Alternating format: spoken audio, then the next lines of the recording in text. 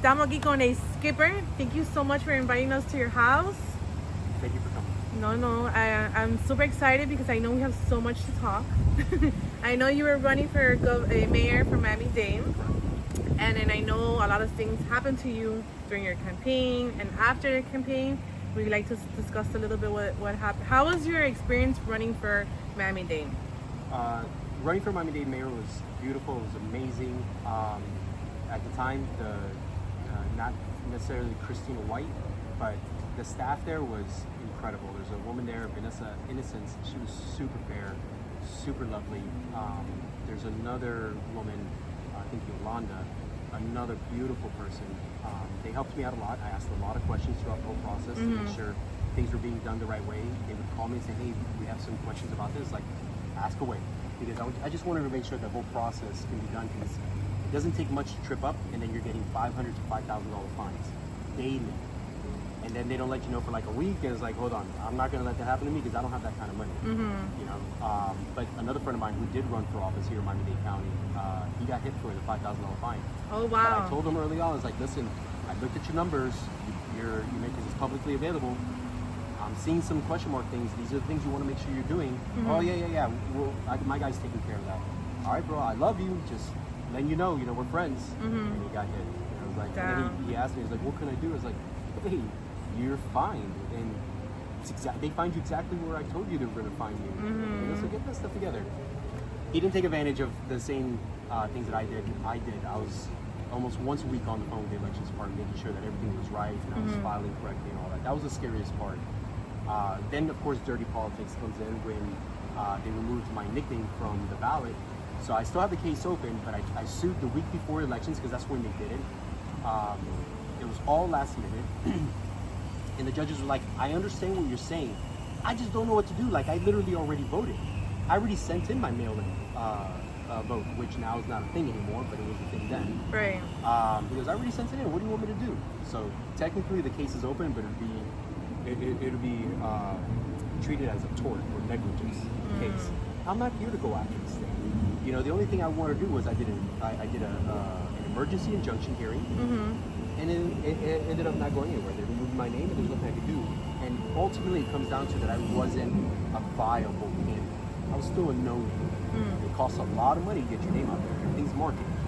People didn't know that I exist, but they knew Skipper existed, but nobody really knew my name. So I ended up with I think like 4,000 votes, where we were projected to get closer to 15 on the nickname. Oh. But those are our projections. There's no proof of it. We just went based on what we know about certain communities, what people we had reached out to. But anyway, long story short, Christina White, who was supervisor of elections when the mayor controlled the elections department, now works for Parks and Rec, making $200,000 a year. And then the one candidate, so we did research on Levine Cava, and she provided fraudulent paperwork to be first on the ballot. So at 9:53 in the morning. How you know? Because I went to an event and I asked that question, and they told me no, that's not true. It's because she was already the mayor. That's why they put her at the top. No, that's not the way it works. Ah, okay. So they're completely lying to you. I know they are. The law is very clear on how elections are supposed to work, and this is done by the state. Now, Miami-Dade County has some power, but at the end of the day, the state does it, and it has to be fair, which means you were born with a name. You can't change your name. They actually have a certain amount of years that you cannot change your name and then run for office. You definitely can't change your name once you're announced to gain an advantage. And this has been litigated throughout the history of America. Because, of course, you can always play the game and cheat to win. Right. She cheated to win. So at 9:53 in the morning, when she announced her candidacy officially, she provided the correct paperwork, which said you have to check a box that says if you have two last names without a hyphen, check the box. That way they know, because it's done by name, by last name. They know how to put it. So she checked the box. At 12:51, I believe, that same day, new paperwork was introduced, no check mark on the box, and they went with that one, saying that basically saying Cava is her middle name, or I mean her last name, Levine is her middle name. That's what that does. Well, the only person close to it is Manny Sid. Well, Sid should have been first on the ballot. She should have been fourth. Because of the order of the because it's done by the last name. Well, they know this. Christian Oakler knows this, and it's unfortunate because I love Christian as a person. Love him as a person. But he is the greatest, biggest cheater in politics in Miami-Dade County. He cheated with Cava. Ultimately, Cava's the one responsible for it all. He's cheating with Higgins, and Higgins is now trying to say, "Oh no, we use him for his political prowess. We don't use him for advice." A lot of people use him as a campaign manager. He's extremely well connected. He's done extremely well, and I'm happy for him. But he's a liar and he's a cheater. And he's been here in this house, and he told me he'll get the mayor here to make all my citations go away if I drop the public outcry, the public complaint. And I said, because you have a couple lawsuits going on, right? I do. Yep. So when the names changed, what was your reaction? What did you do? Why didn't you call the other candidates to see if you guys? I called every single other candidate. You did, including Manny Sid. I called the Republican Party. Manny Sid declined. So they put Shlomo. Remember, I'm not a Republican. So they put Shlomo, who's a registered Republican, on the case, even though me and my campaign manager did all the research and went out there and tried to get somebody to cover this because we couldn't afford the attorney. We were thinking about doing it pro se. We're not attorneys. But luckily, just before we were going to do it, we got the phone call from Shlomo or someone else saying, "Hey, we're going to cover this." And I went to the hearing. And at the end of the day, Shlomo wasn't a viable candidate because he got maybe 6,000 votes, somewhere around there. He got more than I did. I got the least amount, by the way, in that election. But again, nobody knew who Miguel Quintana was. Everybody knew me as Skipper. Right. And they took Skipper off the ballot the week before. Whatever. That's done and over with. There's still technically a lawsuit open over it. But I'm not trying to go after the state. The only thing I want from the state is for them to just acknowledge, hey, Spanish people, Miami-Dade County is very different from everywhere else in this country. Right. And in Florida. Yeah. You know, Spanish is the way it works. Don't do that again. Or at least do it the right way. Yeah. But they took it off for political reasons, and I do think that Levine Cava has a relationship with the state. That's Governor DeSantis and now Meyer, but you know the powers that be, Cordberg, which is your Attorney General, Secretary of State, which is right under DeSantis. DeSantis has full control of Levine Cava. The only thing he cares about is that money's coming into the state through Miami-Dade County because Miami-Dade County is a donor state. We can fund nearly the whole state of Florida. That's how much money comes through Miami-Dade County. It could be true because I don't understand how the governor has not gotten involved with the stuff that's going on in Miami. Where's our Doge here in Miami-Dade County? Correct. When we have a $400 million shortfall, where's our Doge? Yeah. When the state knows that it only costs, not only, but it costs $8 million to guarantee all services, the rest of the $8 billion. The rest of the $5 billion in the budget, that's all pork. That's all going to developers to get them to come down here.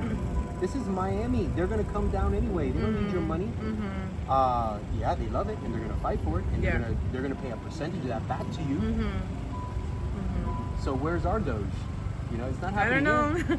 I keep on texting. I keep on DMing. They're gonna any minute they're gonna block me from everywhere because I keep on saying, "When are you guys coming down? When are you guys coming out?" Supposedly they were in Howard County. They were in Tampa. They were in Broward. And all of a sudden when they went back, I don't know. The only way they come in is when they've lost all control of Cava, and they need to. Because right now they control Cava. So do you think Cava is a puppet? Of course she's a puppet. She's a Republican puppet. She absolutely is. I believe it because how can Florida turn red and we have a Democrat Miami-Dade County turn red and have a staunch, not just a Democrat. Because remember, the Democrats are going through their own civil war. This is a European socialist Democrat. The same one that, the same type of, like Harris, just like Eileen Higgins, just like, she used to be in Tampa, now she's a rep, now she's out of like Broward County for U.S. rep. I forget her name, but and everybody knows that Broward County is hardcore European socialists. Like everybody knows it. That's a fact. That's where Broward County is, which is why Broward County is going to play ball.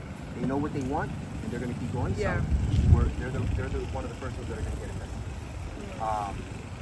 But not anymore with Miami-Dade County. So of course, if the governor wanted to remove Levine Cava today, he has the legal authority to do it, and then he has the legal backing to do it because she cheated to win on that election. Yes. It has been well documented that the first name on a local ballot November's a general election, so on a primary, The first name is guaranteed to get between 5 and 8%. She won by 7%. She knows the math and she knows this. So she provided fraudulent paperwork to make sure that she was first on the ballot. DeSantis knows this. And I'm a supporter. I like DeSantis. I don't agree with everything. I don't agree with alligator stuff like that. But ultimately, it's like DeSantis is my kind of guy. I like him as a politician. As a human being, I don't know him. We've never met. Right. But as a politician, I think he was great for Florida. And I'm so glad that he won over the other guy who got convicted for cocaine use. And he saved us from not being bankrupt with COVID. Right. Exactly. So, yeah. I just wish they interact a little bit more with the people. That's the only thing I wish DeSantis does. Like once a month, maybe come down here and do a town hall meeting. I don't know, and interact. When was the last time you've seen a politician that actually interacts with the public without some type of measure of control? I actually met one like 2 weeks ago. What's his name? Vince Lago. Vince Lago. What's his position? Mayor of Coral Gables. Mayor of Coral Gables. For the past 13 years, he opens his office on Fridays from 2 to 5 to anybody to come in to talk to him. Okay. No appointments needed. I like that. You know who else does that? Bobo. Bobo taught me a lot about the Republican Party. He's a staunch Republican. He's a hardcore Republican.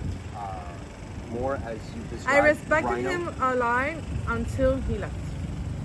Well, I know the money was good. I would have left too, but I would have wished he would have finished his term, not leave Hialeah how it is, a disaster. It's to me, it's a third world country. Everybody gets mad when I say the only thing is the difference between Cuba and Hialeah is that Hialeah has fancy cars and restaurants. Yeah. But you walk in Hialeah, you can tell from a mile away it's like little Cuba. Yeah. I just wish he would have finished his term and just gone out to Washington, not like that. Like all of a sudden hit that hush hush and on one day wake up and say, you know what, I'm going to Washington to be a lobbyist. He's a politician. Yeah, I know. It's sad. That's the way it works. They normally do it. Until somebody can change the system. I know myself, once I'm in the office, instead of doing one day, I'm doing every day. Any day that I'm there will be open office hours. First for district members and then to anybody else who wants to come in. I love that. Every person that sits in my podcast, I always tell them, you have to do cafecito time or open your office once a week. I didn't know Vince Lago did that until I went to his office at 1:15. There was nobody there. Nobody there. At 2 o'clock when we were leaving, it was about 2:30 when we were leaving, when we finished the meeting, and I saw the time, like, why is there like huge line here? It was because I opened my office from 2 to 5 for anybody to come and talk to me. There was concerned parents, there was small business owners that I met there, and they had a lot of concerns at Coral Gables because it's so hard to get your permits. So he was advising them, and I loved it. And now I respect him a little bit more because Vince Lago es un poco fuerte. Yeah. And I know I'm in the same boat. I'm a bit strong. Only thing I care about is that the residents and the voters, they're always going to get more of my attention than the government itself. It should be than the mayor's agencies. Because I know for a fact they're doing everything wrong. Everything. Because it's all about making money. They know that if they issue a $500 fine for not screwing in a light bulb, extreme case, but not screwing in a light bulb. Happened. Right. They know that people are gonna be like, so I just have to pay this $500 fine and just redo this little electrical outlet, and I'm good. Yeah. And they're like, yeah, perfect. Here you go. People will pay the tax. Just leave me alone. Yeah. It's a tax. Yeah. And that's how they make their money. They're making millions. I know. Off of doing this, and there's no law behind it. It's just an inspector will do what an inspector wants to do, and at the end of the day, they're like, gotta make my rounds. My boss is gonna fire me, and I'm getting paid nearly $100,000 a year with $50,000 of benefits. So it's $150,000 a year to be an entry level inspector with very little experience. Of course, they're gonna do it. They gotta protect themselves and their families. It's a good job. You work for Miami-Dade County, you are making more than the average person by far, and then put 50% of your income on top. That's how much you get in benefits, because you get everything from the best health insurance to the best 401k to the best life insurance. They give you the gambit. Yeah. So literally, whatever a Miami-Dade County employee makes, take half of that. So they get their full pay, then take half of their pay, and that's added on top in benefits. So then, do you think anybody is going to complain about doing their job? No, of course not. Do their job? Of course not. Of course not. So talking about the lawsuit, when you found out that her name was wrong, there's a video that I actually saw that you went up to her and go, "What's your name?" And she's like, "Is your name Sarah?" And she's like, sí, mi nombre es Sara. Yeah. Why did you do that? Because Doug Hanks was in the room. Doug Hanks writes for the Miami Herald. Yes, I know he writes everything about Miami-Dade County politics. Yes. Love Doug as a person. Yes. Love him, but he's the biggest scumbag and he's a politician in his official capacity. Mm-hmm. But individually, I'd love to be his best friend because I think Doug's amazing. He's a great human being. And he's got this great personality. He's freaking huge. So whenever I come up to him, I'm like, "Hey, Doug, how you doing, buddy?" You know, because his waist side comes up to here. You know, I'm a tiny person. Yeah, he's super tall. But we joke around and we have banter. And I told him, you know what? And I'll tell him all the time, "I'm mad at you for not covering these stories. This is your job. Next time I see you, you better bring me toodles because you're on my shit list." Oh. And it's all joking and banter and stuff like that. But I think he's a lovely person. But Doug won't cover it. So after I did that, he came up to me and goes, "I didn't know her middle name was Sarah." Come on, Doug. Fuck you, man. Can I curse on your channel? Yeah, you can. You can. I really don't care about that. This is how I talk in a conversation. But anyway, he goes, "I didn't know her middle name was Sarah." It's like, come on, Doug. It's Daniela Sarah Levine Cava. Yes, because the whole point is, remember, she committed fraud, saying that Levine's her middle name. Sarah is her middle name. Because all of us, and I knew how to find it. When I saw it, and actually my campaign manager is the one who found it. So when I saw that, when we saw it, he said it, and I was like, "Oh my God, you're right. That's not her middle name." We were bringing up all the paperwork. We were trying to find anything that we can to make sure there was even playing field. And he was like, "Her middle name's not Levine." I was like, "You're right. Here's her driver's license because we all have to submit our driver's license." And it says Daniela, middle name Sarah, Levine Cava is her last name. I got that copy of the license still. Yeah. So it was like that, and then we found the paperwork was like she did it right the first time, and then she introduced fraudulent paperwork the second time. At the same day. And no one did anything about it. Nobody did anything about it because why? Christina White now makes $200,000 a year working under the mayor. Because Christina White is a puppet, and she's a huge liberal. And she doesn't care about other people. She only cares about herself and her family. And you know what? I don't blame her for that. That's literally all of us. The only reason I run for office is because I'm here to protect my family, my property. I'm John, what's the name from Yellowstone? Like, that's literally who I am. Yes, John, oh my Dunn? God, Dunn, yes. Or whatever. I'm like that because that's the most honest anybody can be. Yes. But in order for me to protect my property, in order for me to protect my family, I got to do it for everybody else. Correct. There's only one way that you can be successul, and you have to have an army behind you. Yeah. That means I got to do it for them. Right. So that's why I'm asking you. When you found out all this stuff, did you call the other candidates? Why the candidates didn't get along? Like, didn't work together? Nobody. But the Republican Party did jump on it, and they put Shlomo on the case as the complainant. And he didn't do anything. But at the end of the day, Manny Sid was supposed to be the one to complain because Manny Sid could have gone to court and said, "Hey, I'm ranked second here. I actually have a shot to win." All these other candidates, which is why you don't see candidates in debates, if they don't meet a certain threshold, right? They don't have standing. They have some standing, but they don't have the same standing that I have, being second in the polls. And everybody knew that Manny was second in the polls. Not even Otola was second in the polls. Otola was third in the polls. Everybody knew that, and it pretty much went the way people thought. Manny Sid had standing, but Manny Sid declined. Because he was bought. To me, he was bought off from Manny the beginning. Sid makes the same amount of money as Cava and works direct. He only has one boss, Daniela Levine Cava. Other than that, he has no other boss. He is a director making $200,000 a year, guaranteed for the next 4 years. Great thing to put on his resume. Manny Sid, I love him. Again, love Manny. I consider him a friend. But when it comes to official and when it comes to politics, the people come first. Manny Sid is a traitor to the Republican Party. I'm not a Republican. But Manny Sid is a traitor to the Republican Party, and he's a traitor to the people of Miami Lakes. He's a traitor to the people of Miami-Dade County. And personally, he made the right choice because he has to protect his family. $200,000 a year plus $100,000 in benefits is, and I know the restaurant business because I used to own restaurants. All the time. He's losing his ass. He'll say, no, he is losing so much money. In the restaurant? In the restaurant business. Just the mere fact that I used to own two, I know that business better than he does. It's what I've done straight out of college.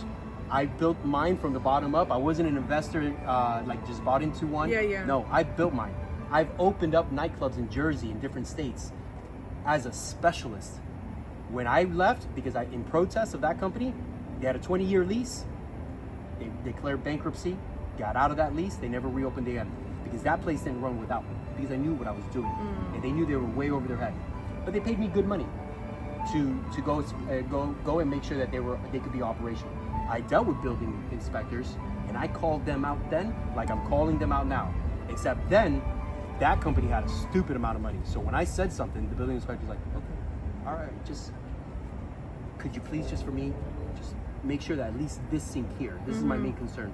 I can see the purple primer. It's like, it has purple primer. I'm not going to tear that up for you to inspect it, but it has purple primer.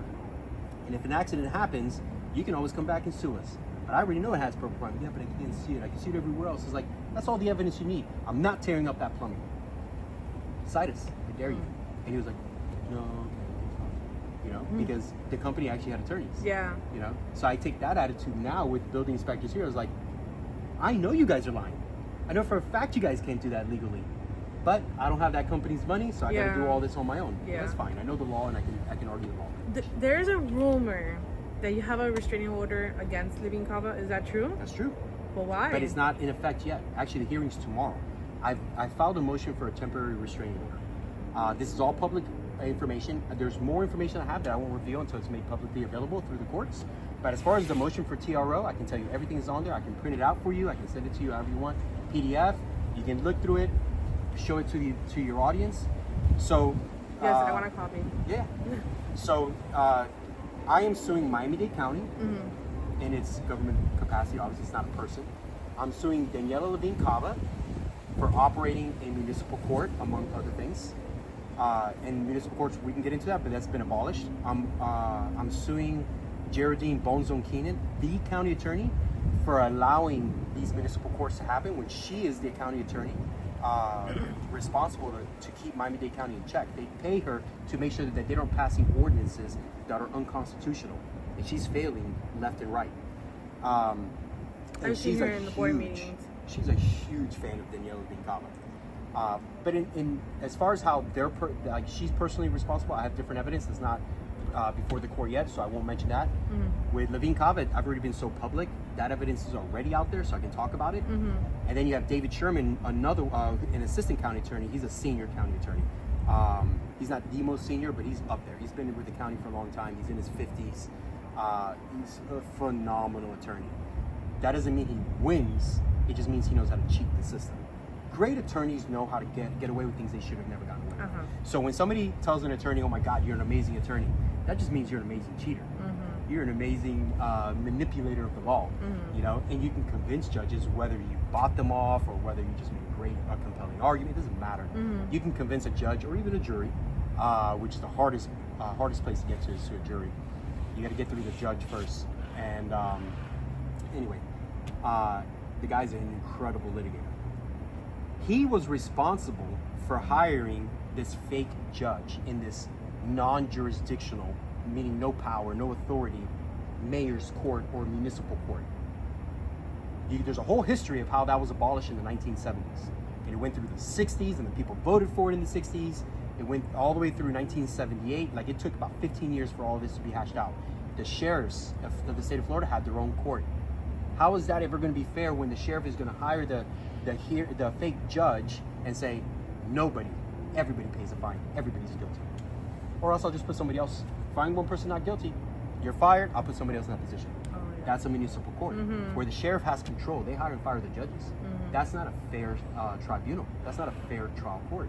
It doesn't have to operate with rules of civil procedure, you know, like you would in Article 5. When I talk about Article 5 courts, you're talking about the judiciary. You have the legislative, the executive, the judiciary.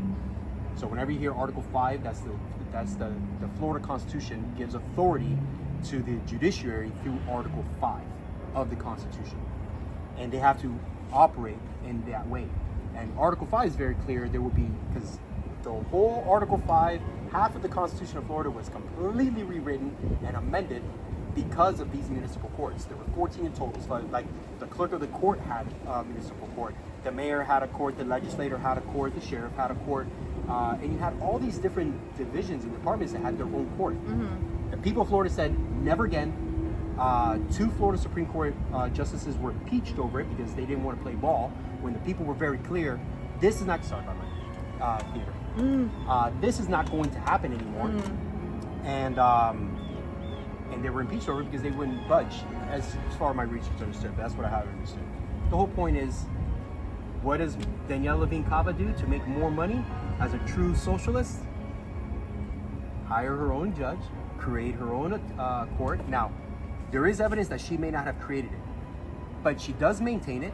The buck stops with her, and she has ramped it up to reduce due process, to reduce fairness, to make sure that anybody who ever gets a fine, they're going to go through hell to get that fine overturned.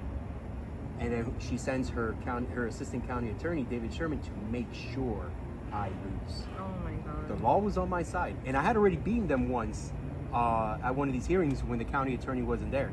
I beat Ingrid Castillo, who is the attorney for RER, and I destroyed her because it was very clear. But the hearing officer said, look, I'm not going to get involved with state law and Miami-Dade County charter law. I don't know anything about that. Of course you don't. You're not an attorney. All I know is they didn't prove you own that property. And they're like, no, here's the property appraiser. And he's like, no.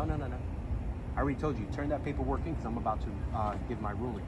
So he goes, you are guilty of not having a permit, but you can't be held responsible, which means reversed.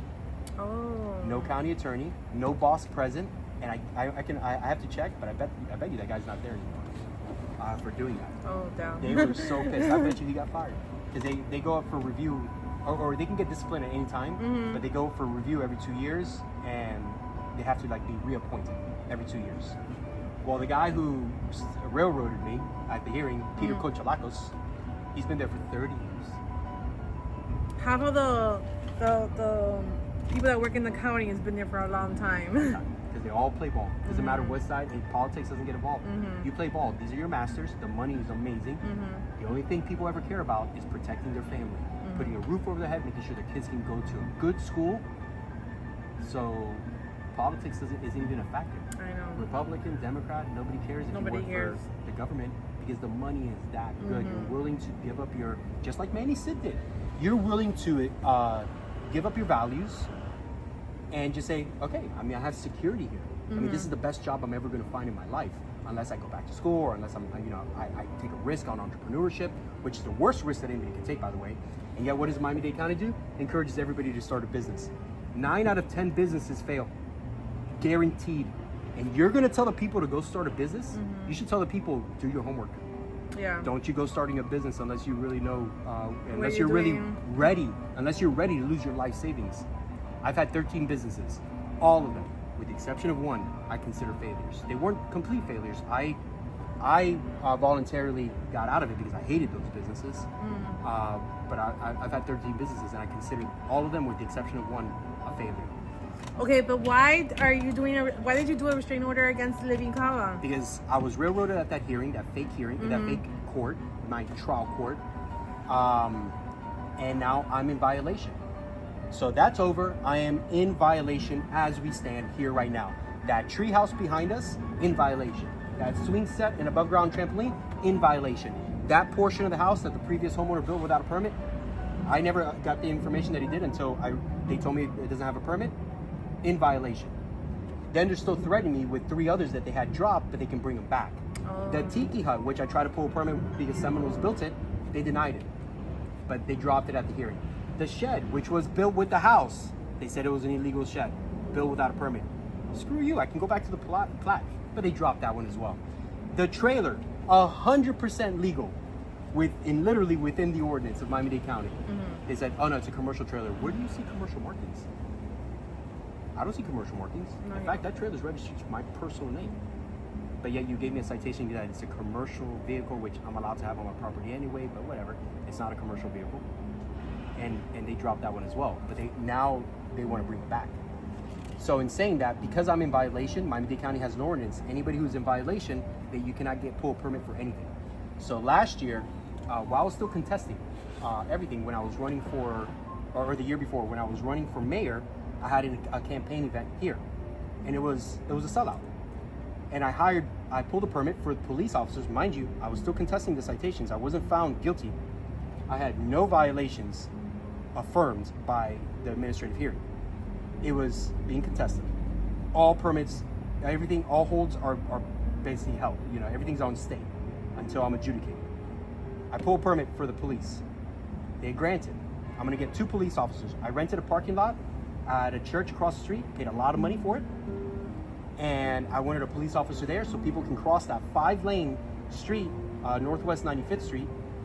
And because police officers can't stop traffic. They have the flashing light. People are going to see a police officer. It's off duty, but it doesn't matter. They're in uniform. They have the cruisers. I paid a lot of money for that. And then I wanted 1 police officer here in case somebody, because strangers are coming to my house. I don't know if they're supporters or haters. Right. I need to know that, yeah, I have my own gun and I have my security, but I'd rather a police officer who's trained. Right. I'd rather give money back to the police department for the best security I can possibly have at my events. And they were all for it. The day before my vote, they revoke it. I called to find out, they won't tell me. So I called Jesse Schlesnick. I don't know if you know him, but he's with Florida Politics. He's not a friend. We don't hang out. I've never met him in person, but we talked a lot because he was covering my mayoral campaign and some of the stuff with the Flying Trapeze. So he writes for Florida Politics. I call him and said, "Listen, man, I need a big favor because you're a neutral party. They won't tell me why they revoked it. Can you call?" He goes, "And you're an investigative journalist, a known investigative journalist. This is your specialty." He goes, "Yeah, man, I got you. I'll call." He calls me back literally 5 minutes later to answer this question. He goes, "Well, apparently you're in violation, and that's why they revoked it." I said, "Thanks, man. Can you please remember that? We may need that later on. And I appreciate your time, man. Thank you for doing that." Yeah, sure, no problem. That's what they told me. You know, so now I have to ask him. I know he's not going to want to, but if push comes to shove, he'll have to testify to that. But he's not the one who has to testify. He's the one who's going to. In a civil court, hearsay is allowed. In civil litigation, hearsay is allowed, but I prefer to go to the source, which would be Officer Tammy, as I know her, but I think it's Chevalier or something like that. So it's Tammy Chevalier, and I think she's a sergeant. She deals with all the permits for off-duty police officers. You can be a nightclub, she deals with all that. Anybody who asks for a police presence, you can do it. You pull a permit, they show up. It's really, the permit is only just so that they know it's not going to something nefarious. They have more information, but it's pretty much granted on the spot. And that's money for that police officer, which is great. They want that overtime. And I've had a lot of police officers tell me, "Man, they did what to you? Man, and I'm dying over here for overtime. You know, I need more," like they were telling me, "I need more detail." And it's like, nobody's giving it to us. And I was like, yeah, it would have been every weekend for me here. So the moment they did that, I never had an event here because it wasn't safe for people to cross that 5-lane road. And it wasn't safe for the people who were here because what if something happens? Somebody did come onto this property with a gun hidden? You know, it's like, I don't know who's coming in here. It's open to the public. So with all that said, they said I was in violation, so that was revoked. So by doing this TRO, now they can't deny me permits because of the ordinance, because now I am in violation. Now they actually can't, because they've been denying me my Airbnb from the inception since 2021. And that's stuff that I'll introduce. But it's public knowledge because I have a YouTube channel myself and I made it public, which is fine. And I filmed them and I filmed the whole process. I wasn't able to get everything, but I got enough because it was multiple days and stuff like that. So, but now because I am in violation, I have a ceiling collapsed in my house because the roof has to be completely redone. I can't redo that roof without a permit because if I do, now my insurance company is going to drop me. Then my mortgage company is going to come and say, "Hey, you got to pay $6,000 a month because we can't find an insurance company." That's what it's going to take for an insurance company to cover you because you're in violation. You could, I can lose my house. I can't pay $6,000 a month for insurance. That's not fair. When I was adjudicated completely against the law. So, by doing the TRO, if the judge does grant it, that means, hey, we're just going to put a pause on the enforcement.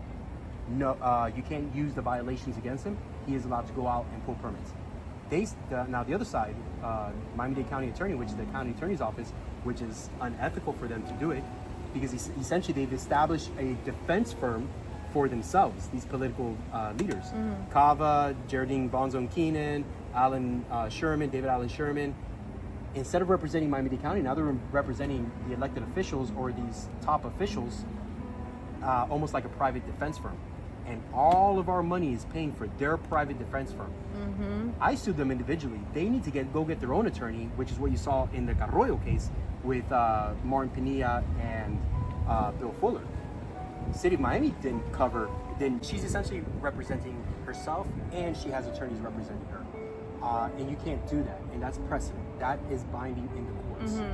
The other thing is it's unethical for her to represent herself, and the Florida Bar rules of professional regulations are binding authority in the courts. Not for regular people, because we're not officers of the court, we're not attorneys, we're not bound by it, but it is law for attorneys, essentially, within the courts. So, what is your future? What is your plans? Well, real quick, because we were talking about the taxpayers, what it's going to cost us. So the state of Florida did away with penalizing the taxpayers, so it's a $300,000 max. Basically, that's what I get to. That's what I win. That's pennies. It's going to cost far more in attorney's fees than the $300,000 I'll win. But I have to sue the county because it's the county's ordinances. That's why I'm suing also individually, because I have the evidence, which I haven't presented yet, which is why I can't talk about the details of it. But I have the evidence to show that these three county leaders are personally involved in this lawsuit. They have to pay that out of their pocket if they're found responsible if I win my case. And that could be, just like the Joe Carroyo case, $63.5 million per count. Because I believe with Carroyo is one count. I have 10 counts. And I can show how they're responsible for all this, and how they personally came after me, so now I'm suing them individually. Personally. That is unlimited. That's for a trier of fact. That's a jury. That's for a jury to decide how much is going to be, and a judge can always lower it. A judge can make it go higher, but a judge can always lower it, whatever. That's the way the law is working, stuff like that. But the taxpayers are not going to be penalized on this. But I do have to sue Miami-Dade County. But I'm also focused on those three particular leaders because I have evidence that they personally got involved. And they personally violated my Florida constitutional rights. Because I spoke out. And they wanted to punish me. It's the same thing as Carroyo and Bill Fuller and Pinilla. So you think Carroyo is not guilty of all these charges and all this stuff? Carroyo was found guilty. Carroyo was guilty. There's no way around it. The same way that I'm in violation here, because of the way they found me guilty. You think he could win as a city of Miami mayor? I have more in common with Carroyo than anybody else. We have the exact same birthday. We're both married to Caraqueñas, Venezuelans. Twins. Yeah. And I've sat down with Carroyo and we've spoken personally because of my business. I was trying to get my business into the city of Miami, and he loved the idea. Nothing ever came of it, and that was fine. I think it's time for Carroyo to. He's done. He's done. It's time for him to retire, and good luck licking his wings, because anything he ever owns now outside of his home and a car, well, that belongs to Bill Fuller and Martin Pinilla. His bankruptcy is not going to save it. Any second property he ever has or tries to have, any investments he ever tries to make, he can't. He owes a $63.5 million judgment. That's the same outcome that I want. Compounded. See, people don't realize Levine Cava owns about 50 different properties around this country. Coincidentally, from my research, it's in heavy Democrat cities and towns, or at least the leadership is Democrat, even if the voters aren't. Kind of like Miami-Dade County, right? She has friends across this country. The same people who put Joe Biden in power put Danielle Levine Cava in power. So it's not just Christian. Christian is working with the leadership of the Democratic Party. And she got a lot of money from the Democratic Party, which is why she buys the media. Again, which is why nobody wants to deal with mainstream media. Because they're a private company who has to make money, and if the Democratic Party is going to come in and throw a ton of money their way, they're going to protect their number one client. Republicans are known. Bovo told me this a long time ago. Republicans don't spend money in the media. I mean, they do, but they don't. They don't. It's not a thing. They don't spend money. Now, if you're a viable candidate for like a big position, oh yeah, they'll throw some money your way. You're going to get some good protection with attorneys and stuff like that, because Republican parties have their own attorneys that they hire, and they put their money more in attorneys than they do in the media.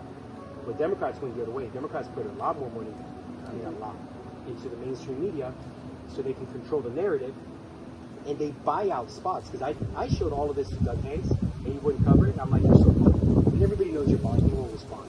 But I know that the mayor is buying out my stories, the slots for my stories. I've written op-eds, they won't publish it. Miami Herald won't do it because their number one client, and again, all of this is conclusory. I have no evidence of anything. This is just my opinion before they come after me for defamation. If none of this is true, it's just my opinion. Like, it's not factual, factually proven, no factually proven. My opinion, freedom of speech, this is the way media works. They're being bought out. They're protecting their number one client, which is the Democratic Party and the leadership of the Democratic Party. And everybody knows that the current leadership is socialist, European socialist. At the end of the day, you got to make money, just like everybody else. Yeah. So people are bought out. And I'm proud of you for not being bought out. Thank you. Thank you. So what is the future for Skipping? So I haven't announced yet, but I do plan to announce for District 2, Miami-Dade County Commissioner. I'll be going up against Marlene Bastion, a lovely lady in her personal life. I think the Haitian community has done an amazing job for their own interests. But what she has done is she has abandoned the west side of District 2. So you have your African Americans, which are not Haitian Americans. The cultures are extremely different. Not all black people are the same, contrary to what some people believe. People are different, and then there's the second majority, and it's predominantly black district, but it's almost like our current commissioner has ignored everybody but the Haitian community. And that's why I say I don't fault the Haitian community. They showed up to vote, and they got their elected official in office, and now they get all the money.